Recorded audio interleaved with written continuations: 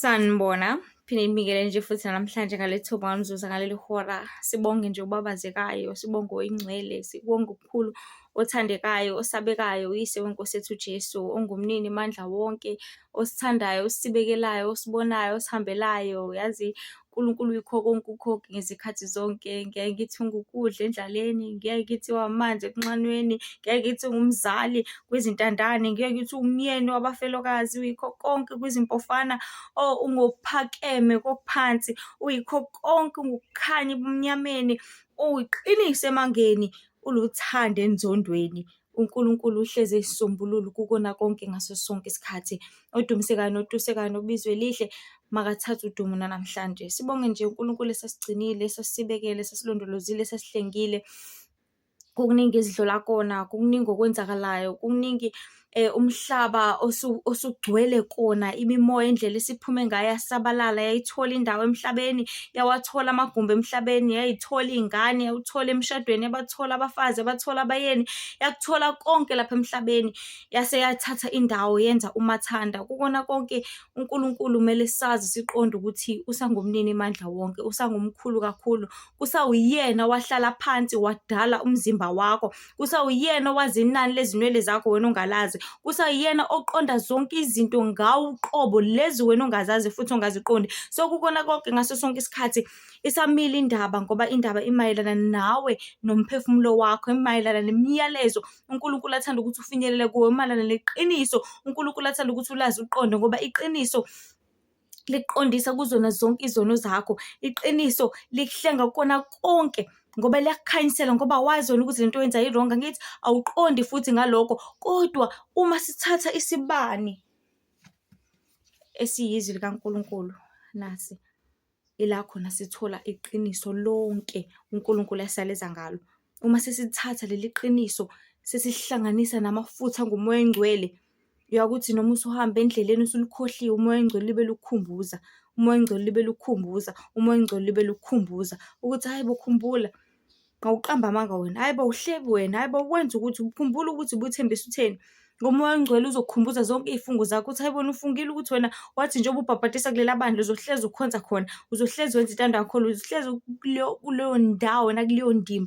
So kubalulekile bantu baNkulunkulu kade kufundisa nje kakhulu ukuthi kubalulekile ukuthi sihlale njalo senze isiqinisekiso sokuthi imiphefumulo yethu, inyama yethu ila khona imiphefumulo yethu, because imiphefumulo yethu isey'fungweni, imiphefumulo yethu ikona konke esikuthembisile uNkulunkulu. So nenyama yakho ayibe lapho. Ufungile ukuthi yabo njengoba ngizilile ngizohlezi ngikhuleka njalo ngo-6 endaweni yokuthi umphefumulo wakho usulapho, which is your spirit, umoya wakho usulapho, usukulindile wenzela ukuthi ube khona njalo. Wazinikela ebandleni lokuthi wathi njalo ngesonto, njalo ngesabatha ngizobala. Umphefumulo wakho nespirit sakho silapho sikulindile. Lova-ke wena uhambe uye emcimbini, lova-ke wena uhambe uye endaweni eziningi ezahlukahlukene, ilapho khona uzilahla khona, uzilahlekisa khona, ukuthi noma uficwa ukufa kufice kuleyo ndawo bese uthola ukulahlwa ngampela, ngoba izothi ingelosi sezikubheka ziqalaze uphi. Ngoba abantu baNkulunkulu uma sisekufeni ela khona umzali esibe sezolanda umntwana wakhe. Mangithi umzali ezolanda umntwana wakhe ngikhuluma nangesitha, isitha esinabantwana lapha emhlabeni okungamadimoni. So ngale nkathi ufa ufele esonweni, let's say ufele ematshwaleni, isitha sisuke solanda idimoni laso lotshwala, bese lelo dimoni litholakala lihleli nawe, ila khona uyithola usukalasha. So masiqikelele ukuthi njalo imiphefumulo yethu ihambe la khona inyama yethu. Inyama yakhe ilondeleke, iholeleke ekulungeni naseqiniseni nasothandweni laNkulunkulu ngaso sonke isikhathi, ukuze uzokwazi ukuthi usinde. So kona konke uNkulunkulu asifundisa khona, usifundisela ukuthi imiphefumulo yethu ihlezi yazi ukuthi mina ngikwenza ukuthi, mina ngikwenza ukuthi, mina angikwenza ukuthi.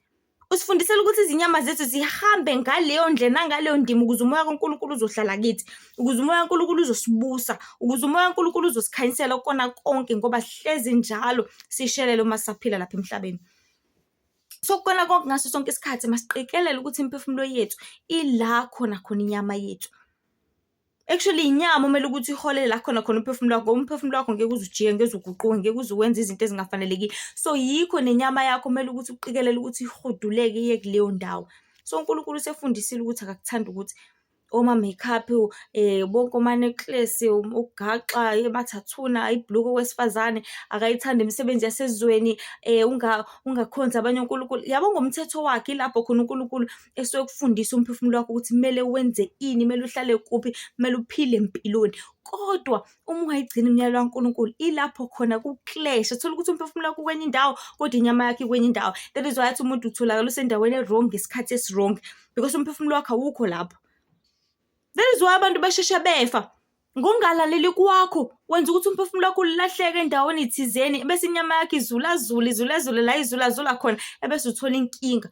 Kunjengomntwana, lethe ngizobeka umthetho ngumzali lapha ekhaya, ngibeka umthetho ukuthi bantwana bami angifuni ingane ihambe ebusuku, wena uhambe ebusuku, utholakala usendaweni e-wrong ngesikhathi esi-wrong. Kushawa u-9 wasebusuku wena awukho la egcekeni. Lapho khona uNkulunkulu efuna ukuthi uvikeleke khona, uhlale khona, wena utholakala ule ngaphandle, uyihlale nabangani bakho noma wenza whatever usuke uyenza ewumathanda, ila khona utholakala usendaweni e-wrong ngesikhathi esi-wrong. Yonakale kanjalo-ke indaba. Lapha kukhona igcwelegcwele, lapha khona iy'poki, khona imimoya, khona konke okungcolile, okukuzondayo, okukunyanyayo wena, especially uma ukholwa. Uyanyanyeka imimoya, iyacikeka ngawe, unesidina. Ngobani? Konke uNkulunkulu akuzokukhuluma kuwe kuzohlezi njalo kuyishisa. Amadimoni ayasha kakhulu ngegama likaJesu. Ayasha kakhulu uma ebona umuntu ozingcwelisa, ngoba ngobungcwele bantu baNkulunkulu ila khona ukwazi ukuthi ubize uNkulunkulu ukuthi ahlale nawe. Ngohlezi uzingcwelisa njalo, uzihlambulula, uzikline, uvume izono zakho, uNkulunkulu uhlala nawe. And ngaleyo nkathi ehlele nawe, sibani, siyaxhopha, siyakhanyisa, siyashisa, sishisa konke ukungcola, siwumlilo phela. Khona konke ngaso sonke isikhathi bantu baNkulunkulu masiqikelele ukuthi inyama yethu ihambe la khona imoya yethu.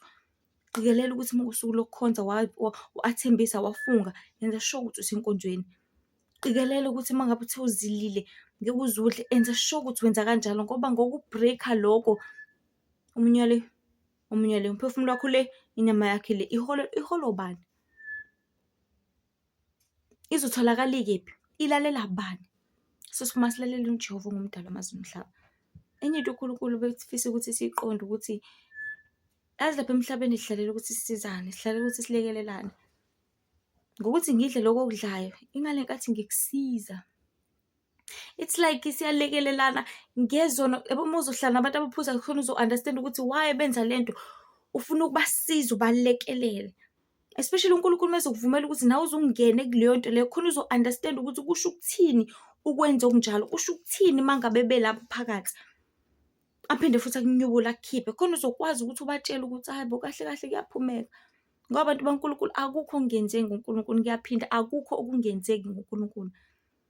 Ngiyazi usethatheke kancane kakhulu ngendlela esimanga. Ngiyazi ukuthi amabandla, abafundisi, nanoma yiphi into nezimfundiso sezimthatha uNkulunkulu zamenza wayinto nje kuphela engasebenzi, engenalutho. uNkulunkulu akezwa, akaboni. Ugcine nje ngokusho ukuthi hawu uNkulunkulu siyamkhonza, but izwi lakho ungalisebenzisi, ungali-apply. Uthi hawu uNkulunkulu ophilisayo, uNkulunkulu osindisayo, kodwa mase ugula ubuyela kudokotela. Omunye azayiqambela amangathi hayi phela uNkulunkulu ukusebenzisa kokubili, angithi usebenzisa udokotela ukuthi udokotela asize mina. Ayikho leyo nto. uJesu ngenkathi esindisa ehambe eshumayela ivangeli, wayengasho ukuthi okay, ngizokusiza ngomuntu owukuthi khona uzokwazi ukubona isandla sami. Cha, wayebeka isandla sakhe manje uvuleka amehlo. So bantu baNkulunkulu, amanga segcwele asisabalela kakhulu emhlabeni. Kwaze kwapruveleka, kwafundiseka kubantu ukuthi iqiniso alikho. Bahlezi besho abantu ukuthi hayi iqiniso alikho emhlabeni, abantu babenza kanje. Akusho ukuthi uNkulunkulu akekho uma uSathane ebusa kakhulu. Ngiyaphinda, akusho ukuthi uNkulunkulu akekho ngoba nakho uSathane ebusa kakhulu. Kukhona konke kumele sikwazi siqonde ukuthi uNkulunkulu ukhona, ungusomandla, ungumnini mandla wonke, uluthando, uyiqiniso, uyithemba, uyikho konke ngezikhathi zonke. Uma kuphela uzoqikelela ukuthi amandla akhe uwalinde, wabone esebenza empilweni yakho. Kuningi uNkulunkulu esisindisa kona, kuningi uNkulunkulu esihlenga kona, kuningi uNkulunkulu esiqondisa kona, kuningi bantu baNkulunkulu, ukhona nangempela. So ungazitsheli ukuthi uNkulunkulu akekho ngoba nakho uSathane ebusa emhlabeni. Ungazitsheli ukuthi ukhanya akukho ngoba nakhu ubumnyama sebushwankathela. Ngowubona ukuthi abantu vele abasahloniphi. Abantu ke isibekhathi zokugcina, ikhathi zokugcina kade sabikezelwa ukuthi kuzokwenzeka u-1 no-2 no-3. So ngokuvela kwazo zonke lezi zinto, ngokufezeka kwesiprofetho, lokhu angakunikeza umqondo ukuthi shuthi ngesoze safezeka ngokuhle. Ngoba nasi isimemo bantu bakaNkulunkulu. Ezinkulu ezimnandi indaba zombuso wezulu zithi bantu phendukani, ngoba umbuso wezulu ususondele. Nihlengo nesintu sinibhabhadiswe ngokuphela kwezinto zonke sekufikile, kanti ufa kuseduzane kakhulu. Kubalulekile ukuthi sazi siqonde ukuthi lapha emhlabeni iqiniso likhona elinguJesu Kristu, ngoba uthe mina ngiyindlela neqiniso nokuphila, akekho oza kubaba ngaphandle kwami. Uqinisile mangabe esho njalo, akaqamba amanga akadlali. Ukhona uKristu. Ngiyazi ukuthi awumboni, ngiyazi ukuthi abamvezanga ngokwanele abafundisi, abaprofesikazi, abavangeli, ababhishobhi, zonke izisebenzi nezithunywa zikaNkulunkulu, kodwa lokho angakunikeza ukuthi akekho. Angakunikeza ukuthi alisekho ithuba, ngoba uma usaphila kusangenzeka noma yini. Usekuqambela amanga kakhulu usathane. Usekujijele ngomoya wokungabaza kakhulu, wakujijela ngomoya wenkohliso kakhulu, wakujijela ngemoya eminingi ekuthathe yakubeka lapho khona ungasakholwa, ungasazi noma kwenzakalani. Ukona konke ngaso sonke isikhathi, lihle ithemba kwabakholayo, kwaba nokuphila okuphakade. So ezinkulu ezimnandi indaba zombuso wezulu zithi bantu phendukani, ngoba umbuso wezulu ususondele. Hlengo nesintu sinibhabhadiswe ngokuphela kwezinto zonke sekufikile, kanti ukufa kuseduzane kakhulu. Ungakuphuca leli thuba lokuthi wazane noKristu njengeNkosi noMsindisi, uthole ukuphila okuphakade. Sibekele okukhulu ekhaya, sibele impilo engunaphakade. Le ikhona iyajabulisa kodwa ingesikhashana. Zazi ukuthi ukhonza bani, zazi ukuthi wenza isivumelwano namuphi uNkulunkulu ozokufikisaphi ngelinye ilanga, ngoba odalela amazwe nomhlaba, ongumnikazi walo mhlaba, uyabuya uzolanda ibandla lakhe. Ulindile yini? Upakishile yini? Ukuphi? Ulungile yini? Kukona konke ngaso sonke isikhathi masimfuna uJehova esetholakala. Isho njalo incwadi Isaiah 55:6 ithi masimfuneni uJehova esenokuthola, simbize siseduzane. Kusangenzeka masilwe, qabashiya ongenzeki, uzame nangakusasa. Uhlulekile ukona uphinde ulwe futhi nangakusasa. Ngoba uyeza nomvuzo wakhe unayo, owamnikeza yilowo nalowo njengokomsebenzi wakhe. Sewufika isikhathi lapho khona izosula zonke inyembezi. Ukukhala akusekho, usizi nobuhlungu nokudabuka akusekho, ngoba ukuqala kudlulile, bheka okusha. Kukona konke abantu bakaNkulunkulu. Nahlale sikhumbule zikhona ezinye inkundla zokuxhumana, TikTok Lihle Ithemba, Facebook Lihle Ithemba Mzobe, Instagram Lihle Ithemba _IE Mzobe, YouTube Lihle Ithemba Mzobe. Kwese nje benani nibusise nisibekele nihambele. Sele njalo imiphefumulo yethu ekulungeni naseqiniseni likaNkulunkulu nasothandweni lakhe olungenamkhawuko, ngoba uJesu uyabuya. Masingesabi, kuningi esazokubona, kusazovela, ngoba ama-dimensions asenciphe aze aphela. Yonke imikhovu le usuzoyibona ngamehlo, onke amadimoni namehlo awu-5 usuzokubona ngamehlo.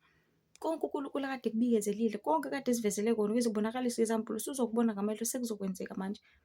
Kodwa ungasabi, ungathuthumeli, qina, ungapheli amandla, ngokuba nginawe.